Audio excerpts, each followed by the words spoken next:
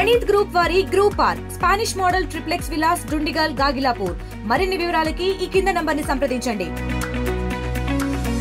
దేశవ్యాప్తంగా ప్రాంత రాజకీయ మత కుల అన్ని విభేదాలు పక్కన పెట్టి దేశంలో అందరం కలిసి ఉండాలి. ఇట్లాంటి ఒక నీచమైన ఒక యాక్ట్ని అందరూ ఖండించాలి అని మాట్లాడడం జరిగింది. కుటుంబ సభ్యులకు కూడా, ఎందుకంటే ఇక్కడ విశాఖపట్నమే కాదు, కావల్ నుంచి మధుసూదన్ గారు కూడా ఇద్దరు ఆంధ్రప్రదేశ్కి చెందిన వాళ్ళు చనిపోవడం, వాళ్ళ కుటుంబానికి ప్రభుత్వం తరఫున 10 లక్షలు ఒక అమౌంట్ కూడా గవర్నమెంట్ ఎక్స్‌గ్రేషియా అనౌన్స్ చేయడం.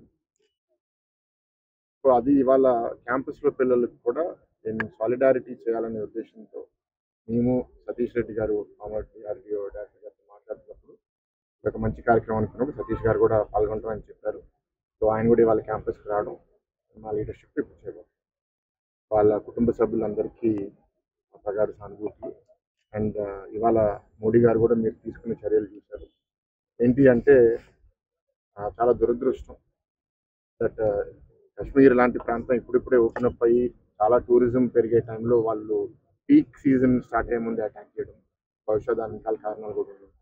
త్వరలో కాశ్మీర్ కోలుకోవాలి అండ్ మన దేశ భద్రత కూడా మళ్ళీ ఇంకా మరింత బలంగా మన ప్రభుత్వం చేయబోతుందని కాశ్మీర్లో ఉన్నటువంటి సమస్యని భారతదేశం సమర్థవంతంగా ఎదుర్కొని కాశ్మీర్ని భారతదేశంలో ఒక ముఖ్యమైనటువంటి అంతర్భాగంగా తయారు చేసేందుకోసం మన ప్రభుత్వం చాలా తీవ్రంగా ప్రయత్నం చేసింది.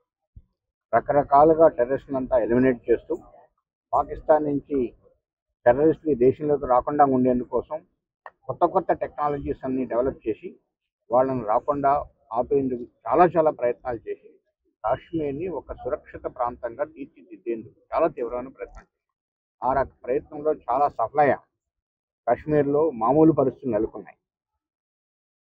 గత కొన్ని సంవత్సరాలుగా, ఇప్పుడే కాదు, చాలామంది యాత్రికులు కాశ్మీర్కి వెళ్ళడం, అన్ని ప్రాంతాలు చూసి రావడం, దాదాపు మనం ఇక్కడ ఉన్నటువంటి వాళ్ళు అందరం కూడా ఈ మధ్య కొద్ది సంవత్సరాల్లో ఎప్పుడో ఒకసారి కాశ్మీర్కి వెళ్ళి చూసి రావడం ఎంత జరిగింది.